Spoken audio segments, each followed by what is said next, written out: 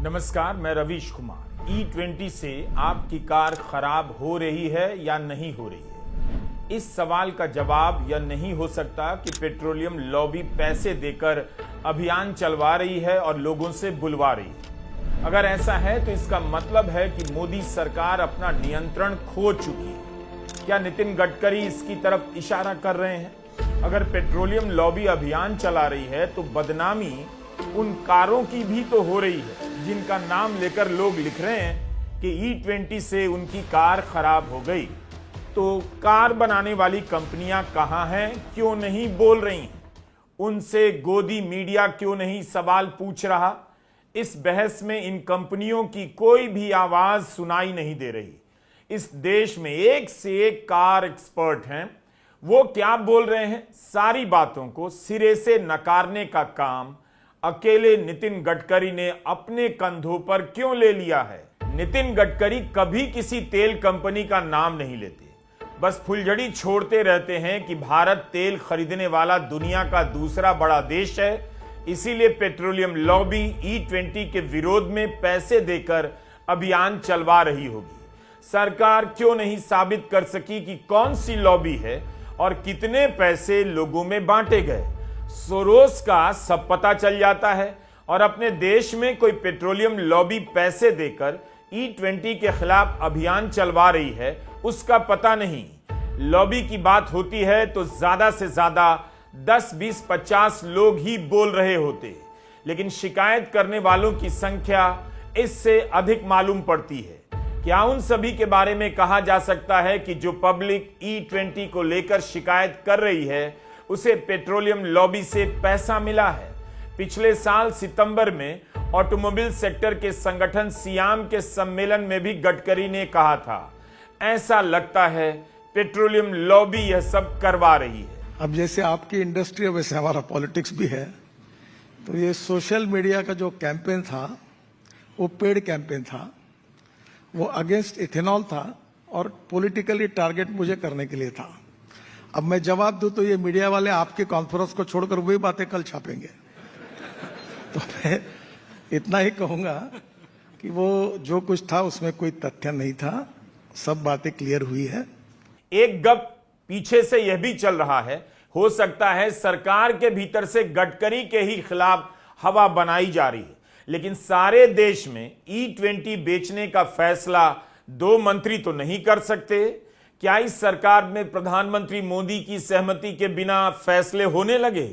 मूल बात है कि इन तर्कों से उन बातों के जवाब नहीं मिल रहे हैं जो लोग लिख रहे हैं, बोल रहे हैं। माइलेज घटने और कार में खराबी की बातों का जवाब सरकार और कार कंपनियां दोनों को मिलकर देना चाहिए, लेकिन लॉबी के नाम पर जवाब को पर्दे के पीछे सरकाया जा रहा है। दिनों दिन भारत की कार कंपनियां ईवी कारें लॉन्च कर रही हैं। ये वही कंपनियां हैं जो पेट्रोल डीजल से चलने वाली कारें बनाती हैं। तरह तरह की इलेक्ट्रिक बाइक लॉन्च हो रही है। इलेक्ट्रिक बैटरी से ई रिक्शा ने शहरों की सड़कों पर चलने लायक जगह नहीं छोड़ी। इन सब से पेट्रोलियम लॉबी के धंधे पर कोई असर नहीं पड़ रहा, केवल E20 से पड़ रहा है। आपने कभी सुना कि इस देश में ईवी के खिलाफ पैसे लेकर कोई लॉबी अभियान चलवा रही है? जैसे जैसे चार्जिंग की क्षमता में सुधार हो रहा है, लोग ईवी यानी इलेक्ट्रिक व्हीकल खूब खरीद रहे हैं। जून 2026 में इलेक्ट्रिक स्कूटर के मार्केट ने सेकेंड हाईएस्ट बिक्री देखी। इकोनॉमिक टाइम्स की रिपोर्ट है कि दुपहिया इलेक्ट्रिक वाहनों की मांग इतनी बढ़ गई है कि कंपनियां पूरी नहीं कर पा रही। एक साल के मुकाबले बिक्री में 50% की बढ़त देखी गई है। तो इसका मतलब है भारत के लोग टेक्नोलॉजी में बदलाव के विरोधी नहीं हैं। अगर वे जीवाश्म ईंधन से चिपके रहना चाहते तो भारत में इलेक्ट्रिक वाहनों की बिक्री नहीं बढ़ती। इस बकवास को कौन स्वीकार कर सकता है कि बड़ी बड़ी तेल कंपनियों को केवल E20 से दिक्कत है, ईवी से नहीं? इसी तरह जब कारों की बिक्री घटी थी 2019 में, तब वित्त मंत्री निर्मला सीतारमण का एक बयान आया कि मिलेनियल EMI नहीं देना चाहते, ओला उबर से चलते हैं, इसीलिए कारों की बिक्री कम हो गई। That the automobile sector in particular and the components together have been affected by several things. inclusive of the mindset. Some studies do tell us the mindsets of the millennials who are now preferring not to commit an EMI towards buying an automobile, instead would prefer to have Ola and Uber and everything else, or take the metro. जब लोग कहते हैं अर्थव्यवस्था में सुस्ती है, कारें भी नहीं बिक रही हैं, टू व्हीलर नहीं बिक रहे हैं, तब वित्त मंत्री नई पीढ़ी पर दोष मढ़ देती हैं। उसी तरह जब लोग शिकायत कर रहे हैं कि E20 से उनकी कार और बाइक खराब हो रही है, तो गडकरी उनकी शिकायतों को पैसे लेकर चलाए जा रहे अभियान का हिस्सा बता देते हैं। सरकार तो बहुत ताकतवर है, एक साथ Honda, Mahindra, Maruti, Tata, Skoda, Toyota के सीईओ की प्रेस कॉन्फ्रेंस करवा दे, वे आकर पब्लिक में बोल दें कि उनके सर्विस स्टेशन में इस तरह की कोई शिकायत नहीं आई, उनकी कारें एकदम ठीक चल रही हैं। स्विफ्ट, i10, i20, टाटा पंच, स्कोडा काइलैक, ब्रेजा जैसी कारें, यामाहा की RX 155, होंडा की SP 125 जैसी बाइक के नाम लेकर लोगों ने हमारे वीडियो के कमेंट में लिखा है कि E20 के बाद से उनकी गाड़ी पहले जैसी नहीं रही। होंडा सिटी, टोयोटा को लेकर भी लोगों ने शिकायत की। जो कारें बेस्ट मानी जाती हैं उनमें भी खराबी की बात लोगों ने लिखी है। सरकार की अगर बदनामी हो रही है तो इन कार कंपनियों की भी हो रही है। हमारा सवाल है कि क्या इन कारों की कंपनियां अपनी ब्रांड इमेज को लेकर जरा भी चिंतित नहीं? कितने सीईओ ने ट्वीट किया कि E20 से उनकी कारों में कोई खराबी नहीं, कोई शिकायत नहीं। इन कारों की छवि खराब हो रही है, उसके खिलाफ कौन पैसे दे रहा है? क्या किसी कार कंपनी ने ऐसी शिकायत की है? अगर ऐसा है तो कार कंपनियां क्यों चुप हैं? यह मामूली बात नहीं कि पूरी बहस में कार कंपनियां चुप हैं। ईडी का नाम सुनकर तो पीपल का पेड़ सूख जाए। ये तो सीईओ हैं और यही आज के भारत में बोलने की स्थिति है। पूरे देश पर E20 थोप दिया गया, कोई विकल्प नहीं दिया गया कि आपकी कार अगर E10 के लायक है तो आप E10 भरवाइए, E20 के लायक हो जाएगी तो E20 भरा लीजिएगा। जर्मनी और ब्राजील जैसे देशों की तरह E10 और E20 का विकल्प भारत में भी होना चाहिए। जब तक E10 था, भारत में ही लोगों ने इस तरह से तो विरोध नहीं किया, कारें खराब होने की शिकायतें तो नहीं की, क्योंकि उनकी कारें E10 की क्षमता के हिसाब से थीं। मार्च 2023 से पहले की कारें E20 के हिसाब से नहीं बनी हैं, इसीलिए उनमें खराबी आ रही है। पिछले साल सितंबर में रॉयटर्स की रिपोर्ट आई थी कि 15 साल में भारत में जो भी गाड़ियां बिकी हैं उनमें से मात्र 20% ही E20 के लिए बनी है। तो सरकार को इस पर विचार क्यों नहीं करना चाहिए कि E20 के साथ E10 का विकल्प दिया जाए, या E20 के साथ नॉर्मल पेट्रोल का भी विकल्प होगा? कोई विकल्प नहीं, कोई जागरूकता अभियान नहीं, बस एक फैसला आता है कि 1 अप्रैल 2026 से E20 अनिवार्य होगा और दिसंबर तक E85 भी आएगा। जो कार E10 के लिए बनी है, क्या वह E20 झेल पाएगी? अगर तकनीकी रूप से यह बात सही है तो इसे साफ साफ कहा जाना चाहिए और अखबारों में विज्ञापन देना चाहिए ताकि लोगों तक यह बात पहुंचे।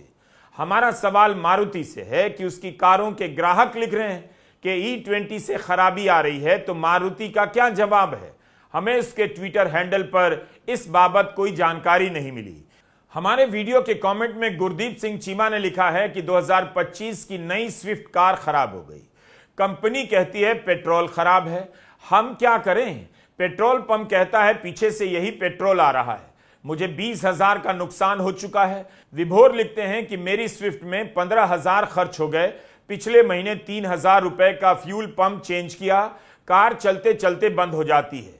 प्रमोद पांडे ने लिखा है कि मेरी ब्रेजा का औसत E20 के कारण 1 लीटर में 5 किलोमीटर कम हो गया है। पहले लोकल में 15-16 किलोमीटर चलती थी, अब 11 से 11.5 किलोमीटर चलती है। रविंद्र कुमार लिखते हैं कि मेरी मारुति 2023 मॉडल कार में भी नया फ्यूल पंप रिप्लेस किया गया है।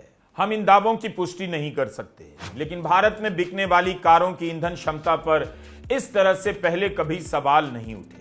कार कंपनियों ने अपने बूते भारत में अपनी छवि बनाई अपनी टेक्नोलॉजी के कारण, और लोग विश्वास करते हैं। लोगों ने कार कंपनी की अपनी खराबी पर उंगलियां नहीं उठाई हैं, बल्कि कह रहे हैं E20 के इस्तेमाल के बाद से खराबी आने लगी है। ये सारे कमेंट अपने 1 जुलाई के वीडियो से हमने लिए हैं, लोगों ने लिखा है। और आप सभी दर्शकों से एक अपील है, अगर आपके पास ऐसी शिकायतें हैं तो उसका वीडियो बनवाइए, लैंडस्केप में शूट कीजिए और स्क्रीन पर हम एक ईमेल दे रहे हैं, उस ईमेल पर भेज दीजिए। मारुति का ग्राहक मारुति के खिलाफ अभियान नहीं चलाएगा। क्यों चलाएगा? उसे मारुति पर भरोसा है, तभी उसकी कारें खरीदता है और मारुति की कारें बिकती हैं। इसी तरह हुंडई कार के कुछ मॉडल को लेकर भी लोगों ने हमारे वीडियो के कमेंट में लिखे। इनमें से किसी ने यह नहीं कहा कि हुंडई कार खराब बना रही है, बल्कि कार में भरोसा था, हुंडई में भरोसा था, इसीलिए उन्होंने खरीदा। लोगों का कहना है कि जब से E20 भराने के लिए मजबूर किए गए तभी से शिकायतें आ रही।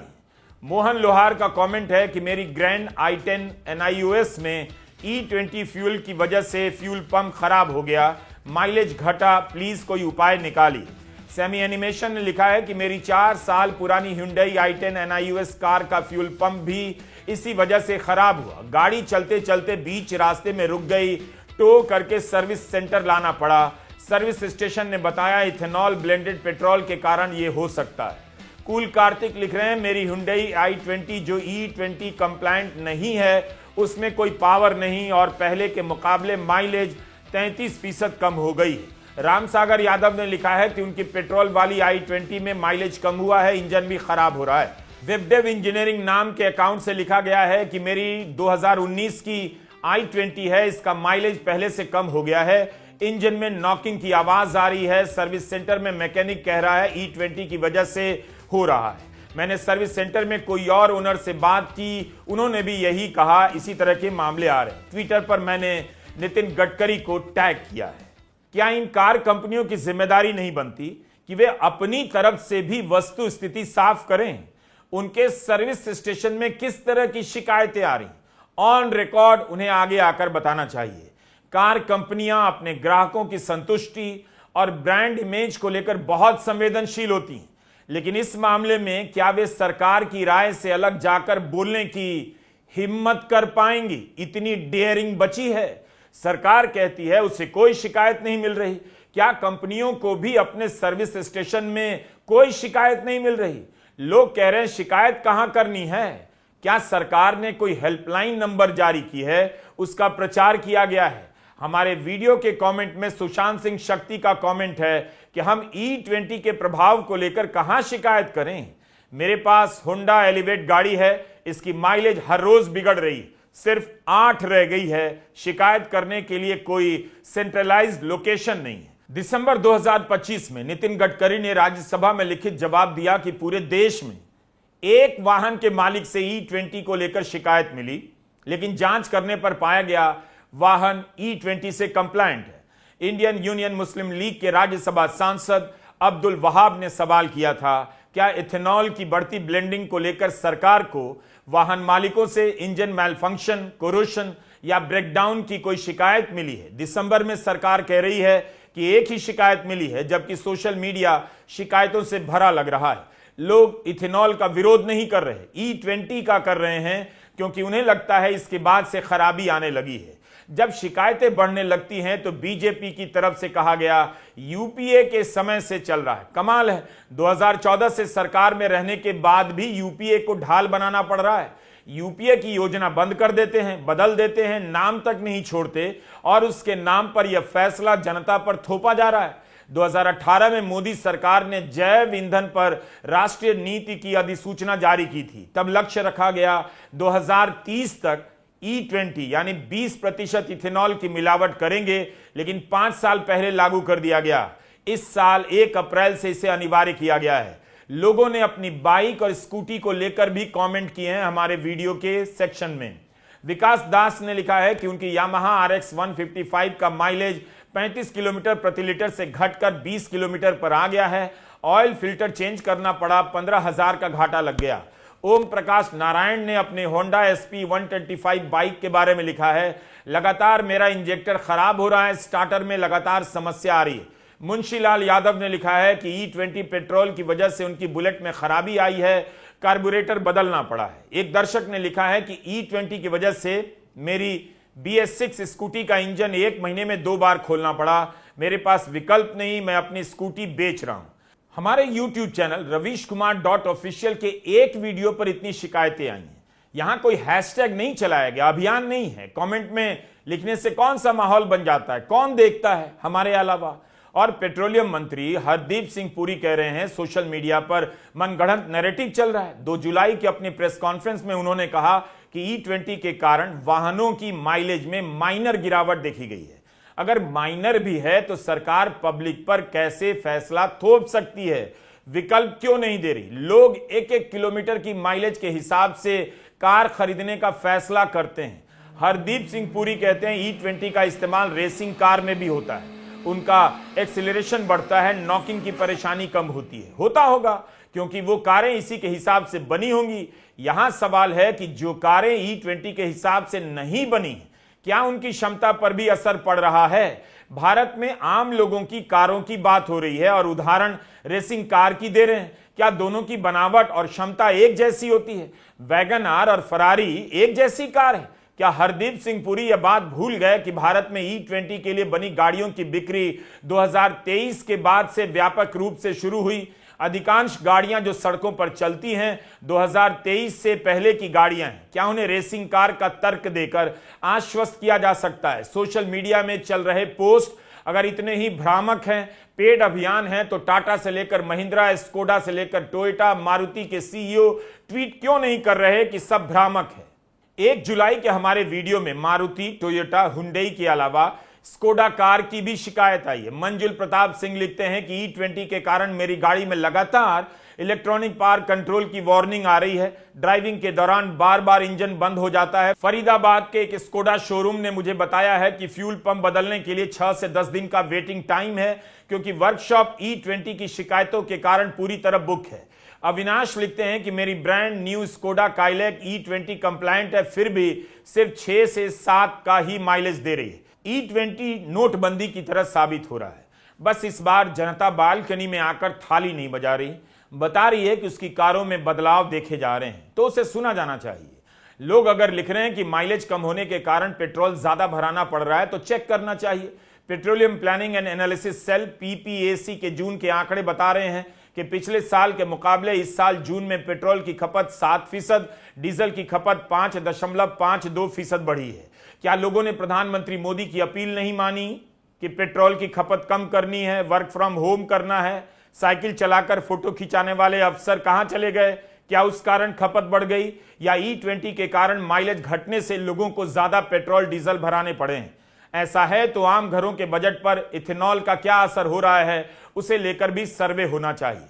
2 जुलाई को एक सर्वे कई जगह रिपोर्ट हुआ है। नितिन गडकरी को पता करना चाहिए कि सर्वे के पीछे कोई पेट्रोलियम लॉबी तो नहीं है, मगर इस तरह की बातों को अनसुना कर अखबार और मीडिया वेबसाइट लोकल सर्कल्स के सर्वे को छाप रहे हैं। India Today, Mint, Business Standard, The Wire, Fortune India, Money Life, Navjivan ने इस सर्वे को छापा है। इस सर्वे के अनुसार पुरानी गाड़ियों में E20 के कारण वियर एंड टियर बढ़ने लगा है।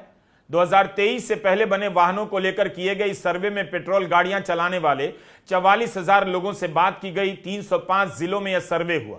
लोग सिर्फ माइलेज को लेकर चिंतित नहीं, बल्कि अपनी गाड़ियों को लेकर चिंतित होने लगे। 66% लोगों ने कहा है पिछले करीब 1 साल में 2023 से पहले ली गई उनकी गाड़ियों के माइलेज में 10% की गिरावट आई है, जबकि सरकार माइलेज में मामूली गिरावट की बात करती है। मई के महीने में हुए सर्वे में 29% लोगों ने कहा कि 2025 की शुरुआत से गाड़ी में रिपेयर की जरूरत बढ़ने लगी, लेकिन मात्र 1 महीने बाद जून में किए गए सर्वे में 55% लोगों ने कहा रिपेयर की जरूरत बढ़ गई।